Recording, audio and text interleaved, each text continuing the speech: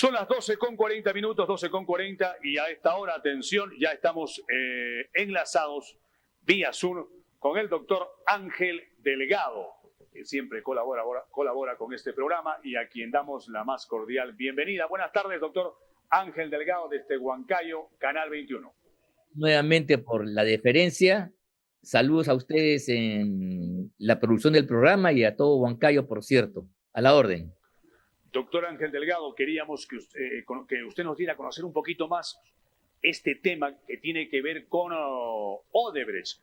Hace una semana atrás o 10 días atrás apareció la información de que ya la Fiscalía peruana no iba a poder avanzar en las investigaciones porque un juez o la entidad judicial de Brasil lo impedía por el tema de las computadoras, en fin.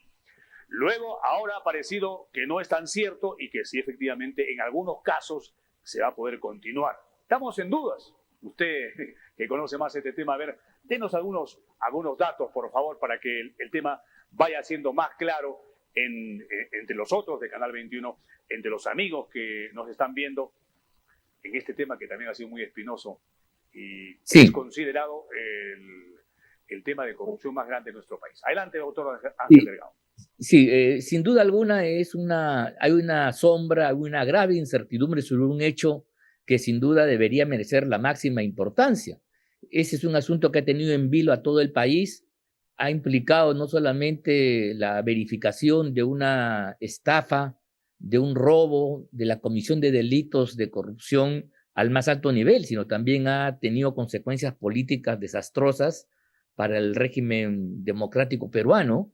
Ha implicado de alguna manera la caída de presidentes, el cierre del Congreso de la República y una alteración de la vida cívica que finalmente, yo lo veo así, culmina pues con el ascenso de Pedro Castillo. Si ve usted, si estas cosas no se hubieran producido años atrás, hubiera sido impensable que en condiciones normales y sin este fenómeno, Pedro Castillo hubiera podido acceder al poder. Por lo tanto, el tema, como usted lo plantea, es de suma importancia. Ahora bien, resulta paradójico pues que este tema tan importante parece que no va a tener conclusión feliz, que no se va a llegar a ninguna medida concreta. Primero porque ya la investigación está demorando mucho más del tiempo establecido. Los plazos, incluso de prisión preventiva, son de 3 años, y aquí en muchos de ellos estos han sido superados ampliamente.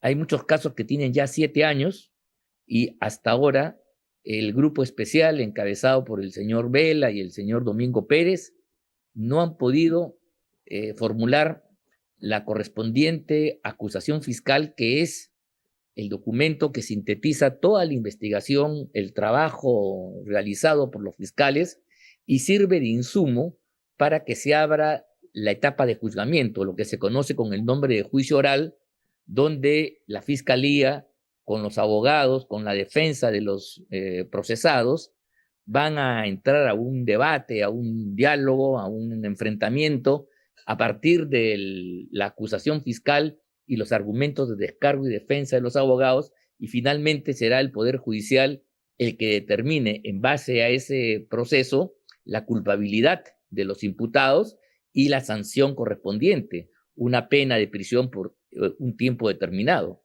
Pero resulta que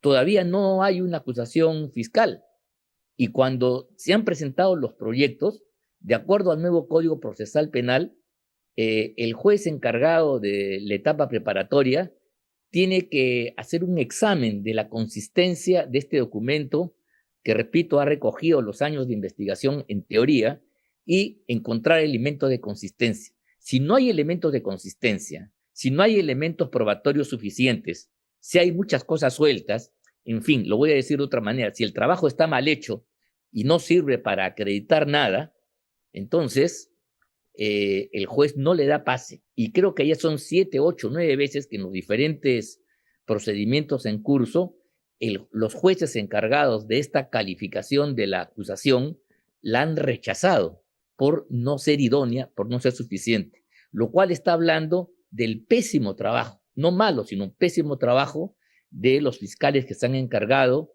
de estas carpetas, de estas investigaciones, a pesar de toda la expectativa y de todo el respaldo que tuvo en su momento por parte del gobierno del señor Vizcarra, de Sagasti, e incluso por los demás, porque estos señores están en sus puestos, no han sido removidos para nada, más bien cayó el fiscal Chávarri, al cual se lo acusó injustamente de obstaculizar la investigación, pero transcurrido todo eso, no tenemos nada claro entre manos, y a eso se suma efectivamente que con el cambio de gobierno en Brasil, ya Brasil, Odebrecht no tiene mayor interés en colaborar con la justicia. Por cierto, Odebrecht firmó un acuerdo de colaboración con estos fiscales, donde gracias a este acuerdo, ellos han salido absolutamente inmunes, no han sido objeto de ningún tipo de embargo, de ninguna sanción pecuniaria, siguen trabajando en el Perú,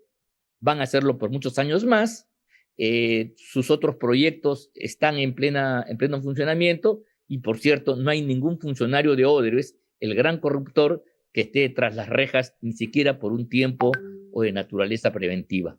Esa es la verdad de la situación, y en consecuencia hay el día de hoy muchas dudas de que este proceso, que repito, concitó tantas expectativas en la opinión pública, que creo que con la mejor intención pensó que era un momento para limpiar el Estado de tanta corrupción. Al final este hecho mismo se convierte en sí un hecho corrupto, porque cuando ya se descubra los términos de esta colaboración, que es un documento secreto de Estado, peor que en el Vaticano cuando se quiere probar la santidad de alguna persona que va a ser llevada a los altares, ese grado de secrecidad, ¿no? No permite todavía que tengamos todos los elementos, pero hay ya muchas sospechas de que aquí ha habido otro tipo de intereses totalmente distintos a la lucha anticorrupción. Y aunque no se llega a ningún puerto y finalmente nadie sea culpable, ya se produjeron efectos políticos, más que jurídicos, efectos políticos totalmente despreciables. Ha habido gente que ha estado presa preventivamente. Ha habido un expresidente que tuvo que quitarse la vida. Ha habido muchas honras tiradas por los suelos. Ha habido muchas expectativas frustradas y ningún resultado al final. ¿Se da cuenta? Esto es inadmisible, y vamos a ver qué cosa es lo que pasa más adelante para ver si esto es solamente un recodo en el camino o es el fracaso de la investigación más importante de lucha anticorrupción. Claro, si el gran corruptor Odebrecht se vuelve finalmente socio de la Fiscalía para echarle la culpa a los políticos, que son responsables sin duda alguna, pero el núcleo de esta corrupción lo hizo Odebrecht, y Odebrecht aparece aquí como el que señalando con su dedo a quién sí y a quién no. Y además, no tanto en actos corruptos, salvo el caso del Cusco, salvo el caso de la señora Villarán, sino en los otros casos por sucesos y actos que en el momento que se cometieron no eran delitos. Me estoy refiriendo a los aportes de campaña. Claro. El año 2016, y por esas fechas, nuestra legislación no había creado la figura penal del financiamiento ilegal. Hoy día sí.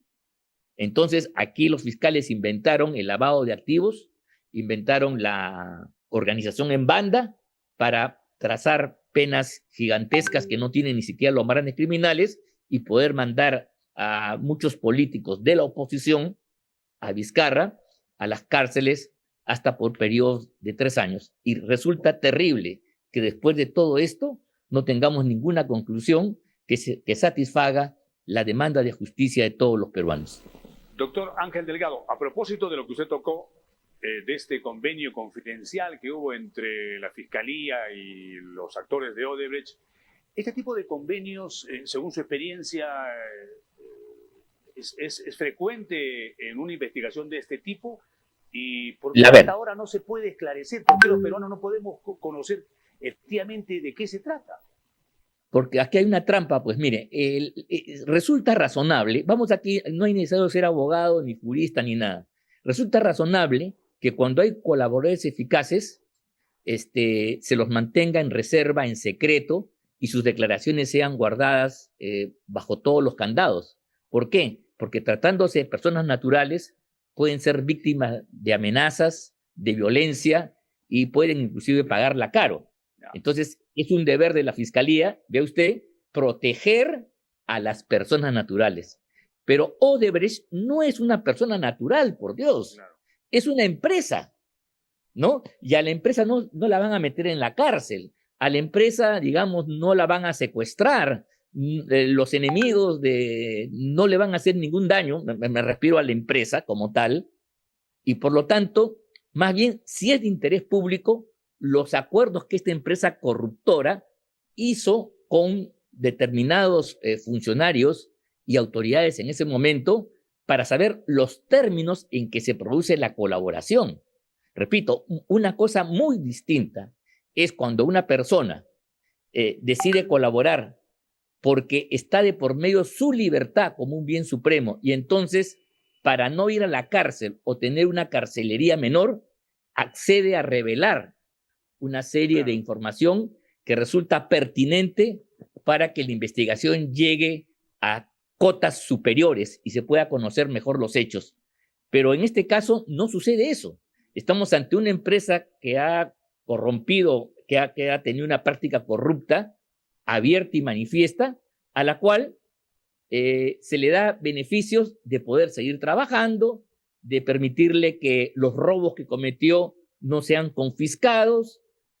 Además, se contrajo el plano de actos a investigar solamente a cuatro proyectos de los veintitantos que tenía Odebrecht, los 4, por cierto, que ya habían investigaciones previas, como el caso de, por ejemplo, de la Municipalidad de Lima, el caso de la Costa Verde en el tramo del Callao, en el caso del Cusco, el caso del oleoducto de Arequipa, que ya habían sido descubiertos con anticipación, inclusive de la época de Toledo. Entonces, cuando Odebrecht dice voy a confesar, está confesando sobre algo que ya se conoce y sobre la cual hay investigaciones pertinentes, pero ellos no han dicho nada sobre el resto de los proyectos, muchos de los cuales también tienen connotaciones de corrupción manifiesta.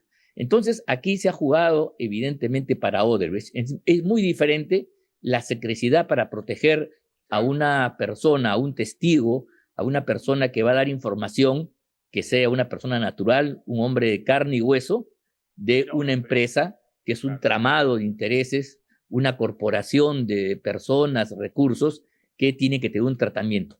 Esta igualación de las personas naturales con una persona jurídica, con una empresa, está explicando el por qué entonces se le quiere dar beneficios a esta empresa que le corresponderían en todo caso, y se entiende porque la persona puede ser objeto víctima de cualquier represalia, como si fueran personas naturales. No sé si me estoy explicando bien. Este es el tema. Y por eso es que nada de lo que Odebrecht haya denunciado, ni de lo que el Estado le haya ofrecido, debiera ser secreto. Secreto podría ser, digamos, para una persona particular, porque hay que proteger su identidad, de sus hijos, y entonces se mantiene ahí la lógica de la secrecidad. Pero si se trata de una empresa, ¿no? Que ha confesado además, ¿por qué no se conocen los términos de la colaboración? ¿Por qué no se conocen los beneficios que está recibiendo? No hay ninguna razón, no sé si me estoy explicando bien. Y esto es entonces una de las cosas absolutamente absurdas. Ahí se modificó la legislación y entonces la colaboración eficaz, que era una herramienta contra las personas que delinquen, ¿no? Porque esa persona sí está, ante el temor de ir a la cárcel, está dispuesta a hablar. Pero, ¿qué cosa le va a pasar a una empresa? A lo más le prohíben pues que siga invirtiendo. Pero en el caso de acá, por este acuerdo, ha seguido trabajando, no ha habido ningún tipo de incautación, de embargo. Al contrario, le devolvieron una plata de Chacya, más de 600 millones que debían por materia tributaria, se la quitaron a SUNAT para dársela a ellos. Entonces, la verdad, esto es más que sospechoso. El tratamiento de una empresa no es igual al de una persona natural, que efectivamente hay que mantener su privacidad y el secreto de sus dichos para protegerlo. No es el caso de una empresa, por Dios. Es verdad. Doctor Ángel Delgado, muchísimas gracias por su aporte a Canal 21 en este tema en particular, como en otros, pero en este caso que nos ha reunido en la conversación, han habido temas muy importantes que yo desconocía, el productor, y estoy seguro que es de beneficio para todos los televidentes de Canal 21, para ir teniendo más en claro lo que sucede en un caso que está en la Fiscalía años y que hasta ahora no se sabe en qué acabará. Muy agradecido por su aporte a Canal 21, doctor Ángel Delgado. Buenas tardes. A ustedes muy amable y hasta la próxima. Hasta la próxima. Interesante este tema, ¿no? A veces, pues, bueno, no. Por ejemplo, ese dato que acaba de dar el doctor Ángel Delgado, yo también lo desconocía, ¿no? Claro, el convenio del convenio confidencial se hace pues con una persona natural, no con una empresa. Y se entiende que la persona que quiere acogerse, que quiere dar datos, pues pueda estar así en reserva su nombre, por un tema de seguridad y otros, pero no es una empresa. Y la empresa Odebrecht cambió de nombre y sigue trabajando con el Estado, pero eso es lo peor. En fin, entre otras cosas, por ejemplo también que el caso de Odebrecht en Estados Unidos le permitió al Estado allá en Estados Unidos cobrarle una multa millonaria a Odebrecht, que tuvo que pagar. Acá, nada. Y nosotros le devolvimos una plata, como acaba de recordar nuestro invitado, el doctor Ángel Delgado. En fin, tenemos para largo en este tema.